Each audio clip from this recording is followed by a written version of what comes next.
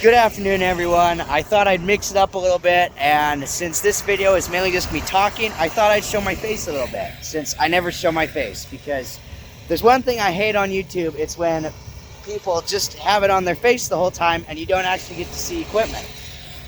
So a few videos back, I got a comment asking if Mil-Staks like this are worth the money, and I responded in a brief paragraph form of how I kind of felt about these things, but I thought, you know what, that'd be a great video. So I'm gonna make a whole video today talk about Mil-Staks, and it'll be even nicer now that I've ran a self-propelled model when I went to Nevada last week, so I can really compare this one versus the self-propelled.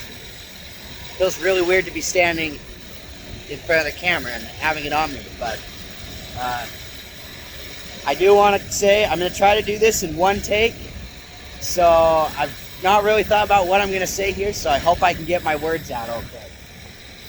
So this here is a Mil-Stak PT2000. This is one of the older pull-type models. They've come out with newer ones. However, this one has had updates done to it, so it basically operates the same as a new one. I was told the only thing we're really lacking with this one is the new display in the cab, which I'll show you guys here in a few minutes. So these are really nice machines. I really like how they operate. They're simple. We come here, there's a clamp.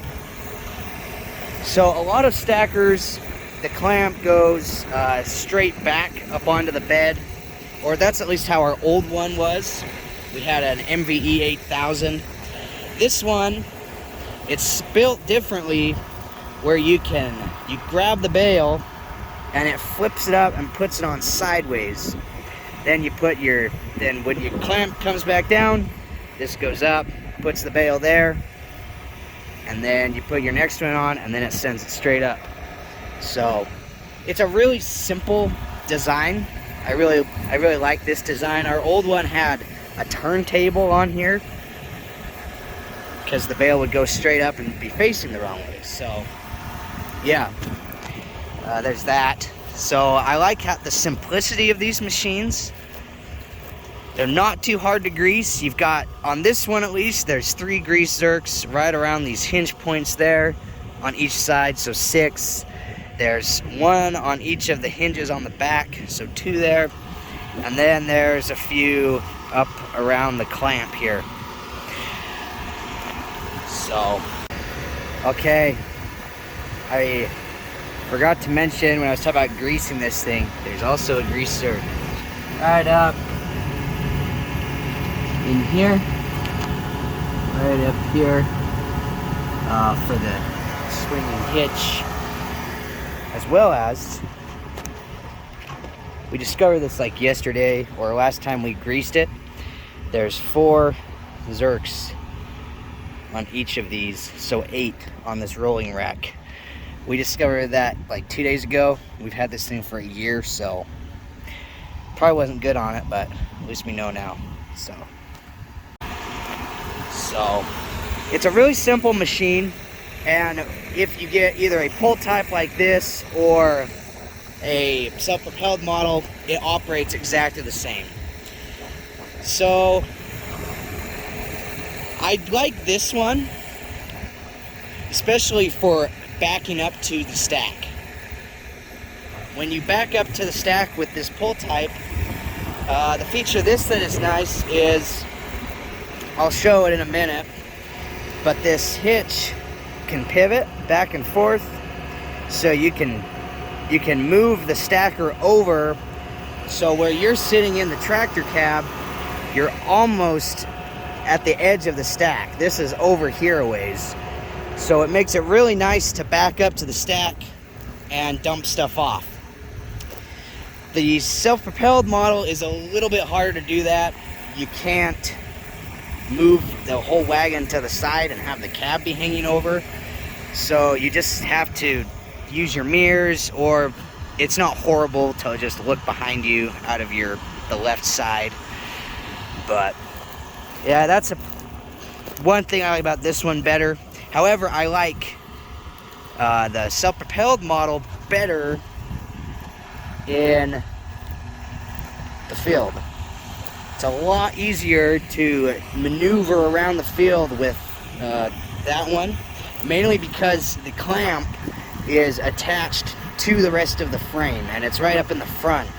This one, so say there's a bale over here and you need to move over a little bit, you can't do that as easy with this. In fact, and if you turn really sharp, you have to be careful not to put the clamp into the tire.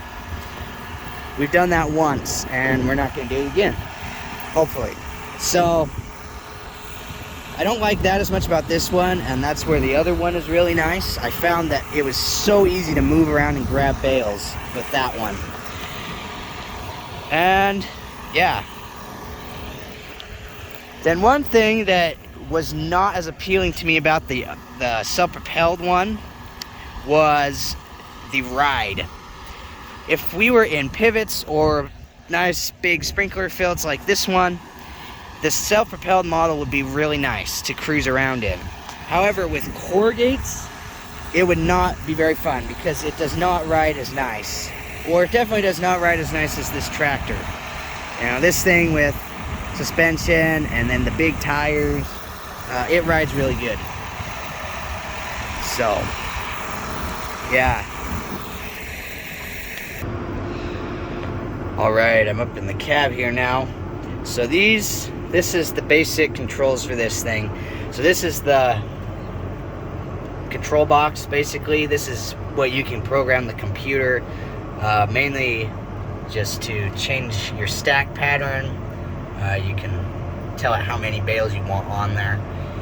And then you can, in here is where you can go. This thing will do 3x3s, 3x4s, and 4x4 size bales. You can see right now it's set on 3x4s because that's what we do. But it'll do 18 3x3s, I believe, 12 3x4s, and then 8 4x4s. So the bigger you get, the less bales you can haul, but in the end it's the same amount of hay. So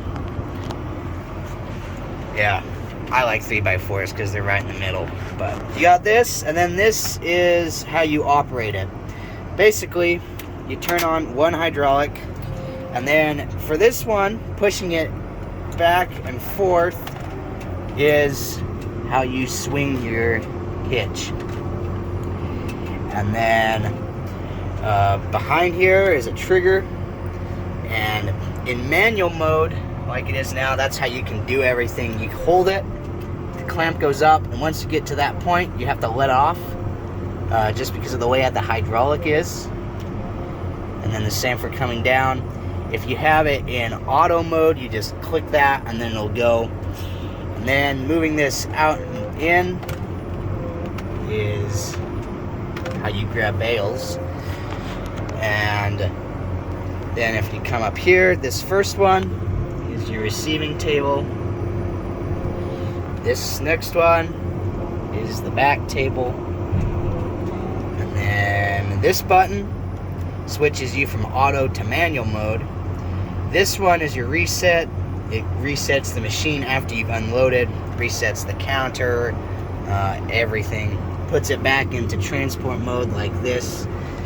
And then this button here, if you raise your clamp up a little bit and you click this button, that's your clamp hold. And then finally this one here moves your rolling rack back there back and forth, which don't have to do too much because the reset will bring it forward once you've unloaded. So yeah, it's a really simple machine to run. This one came with a paper that had all the functions of the joystick. I think I looked at it for my first 4 loads maybe, and I had it down. It's really easy, really convenient. And then this here, this button for the pull types is your stack push off. Yeah, back in the middle there. That's the one difference in the joystick with the self-propelled models. It doesn't have a hitch, therefore the function of that is not necessary. So pushing this forward and back is your stack kickoff. It doesn't have this button. So for a little bit of demonstration, if you watch all my videos, you'll see me stacking this field in the last one, along with a few other fields. And there's one bale that was left over in the field, and it works out great for demonstration purposes. So as we come up, you first kick your wagon out to the side, and then pull up like that, and sends it up and over. And then normally you go through the rest of the functions. I don't want to. I want to leave the bale in the clamp because it'll be easier to unload just one bale. I found that if I don't have enough weight on the back, it doesn't come off as easy. The push thing is a little, that's one design flaw, and I don't know if they've changed on the newer pull types or not. So, all right, now that we've seen this thing work, talked about it, now I guess I'll bring up what the question in the comment was. Are they worth the money? I would say yes, definitely. At least a pull type like this. Brand new, these things, last I checked, are coming in around, I believe, 170 grand, I think. So they're not cheap, but I think that if you have enough bales to justify one, they don't break. There's like nothing on them that can go wrong. And they're built really well. So I don't know. I think they're really good machines. They're good quality. I don't know if I would say they're quite worth that much money, how much they're asking for them, but they're definitely a nice machine. And I would definitely say get one of these if you have a tractor sitting around waiting for it. Like if you have a planter tractor or something that works in the spring and then it sits all summer and fall, then definitely look into one of these. For us, we did have to buy another tractor. We bought our Magnum, which is actually our baler tractor now. This one was baling. It ran the baler ever since we bought it, and that freed this one up to be the stacker tractor. So it worked out fine though for us. We use this tractor for other things, and we use our Magnum for other things. So that purchase it's a good setup. Now, I would say if you stack a lot of big pivots, that a self-propelled one would probably be the way to go because they move. They can fly through the field. They have a Cummins engine paired with an Allison transmission, and you can have 12 bales on that thing and it still moves way fast. It doesn't even feel it. So yeah, that's really what I do with that one. For right now, I wouldn't be pushing to get a self-propelled for us because we have so much gravity ground and they don't ride near as nice. So yeah, and it'd really be as long as you have a lot of bales to stack with it, because those self-propelleds are coming in around, I think, 380 grand brand new. So they're pretty expensive, but man, they're nice and they can move a lot of bales. So if you can justify one, get one. Otherwise, for sure one of these. I think even if I were to not have a stack yard and I wanted to just, haul straight to the buyer, I think I would still use this to stack the bales in the corner of a field or something, and then load them up and put them on the semi. And I'd say that because the amount of time it takes to go out with a loader, stack your bales, and then either put them in one spot or get another driver to bring the truck along as you load it, that just takes time, and you might need a second operator. This thing, once you get it down, you can stack super fast with it. See, now I feel like my head's in the way. This just feels better to do it this way. I don't know how people can have the camera on their face. So, yeah, I would definitely recommend getting one. They're built right here in Idaho, in Fruitland, which that's pretty good for us because, you know, we're also in western Idaho. So it's not too far to go if we needed parts and stuff. I guess I understand if you're in a place where it'd be harder to get parts, but otherwise I would totally recommend one.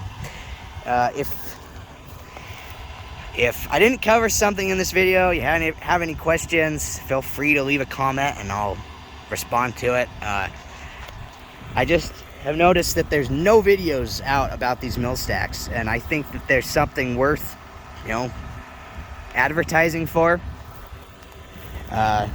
It definitely would be worth it if they paid me to talk about them, but they don't, so I'll just talk about it anyway because I think it's a nice machine.